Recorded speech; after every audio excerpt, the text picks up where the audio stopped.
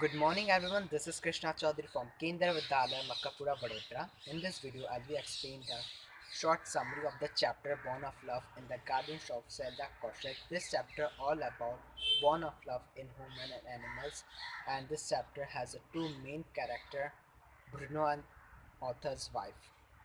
Bruno is a boy bear and this is the author's wife, okay?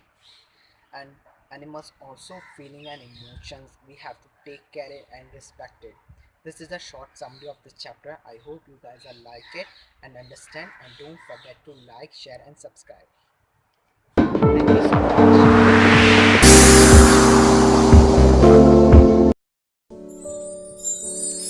Here is the summary of the story, The Bond of Love by Kenneth Anderson.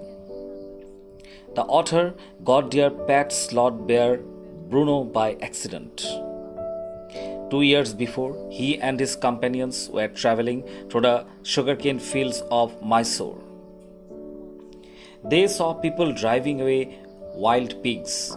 Suddenly, a big sloth bear came charging out on the field. One of his friends panicked and shot the bear. As they watched the animal fall, they saw something move on its back. To everyone's surprise, they realized that it was a baby sloth bear. The little bear cried pitifully over his mother's body. When it started running, the narrator chased after the baby and was able to capture it. He put it in a bag and presented it to his wife. His wife was delighted. She put a colored ribbon around his neck and called him Bruno. Bruno drank milk from a bottle. Then he started eating and drinking everything from porridge to curry to pudding to tea and buttermilk.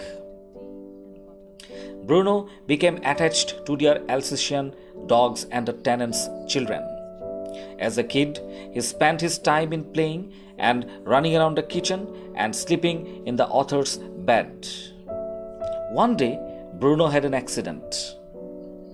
The author had put down poison for rats in his library. Bruno entered the library and ate some of the poison. The author rushed Bruno to the veterinary doctor, and the doctor found an antidote for him. Bruno was cured, and the narrator took him back home. Bruno had by now grown many times in size, but he was sweet, mischievous, and playful. He was fond of everyone, but he shared a special bond with the author's wife. His wife changed Bruno's name to Baba, which means a small boy. She taught him tricks like boxing, holding a stick as a gun, and holding a stump of wood as his baby. Baba was growing into a fearsome creature. The tenant's children feared him now, and he was kept chained most of the time. The author's friends advised them to send Baba to the zoo. The narrator and his son agreed with them.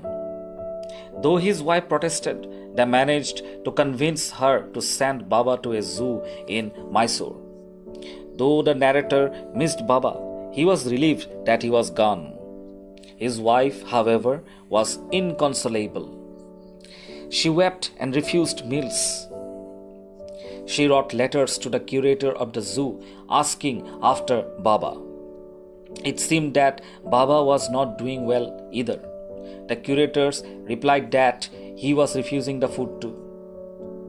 They asked their friends visiting Mysore to check on Baba. They also reported that Baba had grown thin and unhealthy now. Finally, his wife convinced the author to go and see Baba. Their friends thought that Baba would not recognize them and advised them to be prepared. But Baba howled with happiness when he saw the author's wife. The wife ran up to Baba and patted him through the bars. She would not leave the cage. She stayed by Baba's cage and fed him food. When the closing time came in the evening, Baba and his wife cried bitterly. The wife tearfully asked the curator to take Baba back with her to her home. The curator told her to get permission from the superintendent who lived in Bangalore. So the author and his wife went to Bangalore. The superintendent was a kind-hearted man and agreed to let Baba go home with them. His wife was overjoyed. The author engaged coolies to create a special island in the compound. A stream of water surrounded the island and separated it from the main building. A wooden box was installed for Baba to sleep in. Then Baba was released into his new home. His wife and Baba were both delighted at the reunion. What the narrator is trying to say here is that love and affection do not only belong to human beings. Baba, with his affection, memory, proved that he is as sensitive as any human being can be. The narrator also emphasizes on the strength of the bond of love between his wife and the sloth bear Baba. Thank you.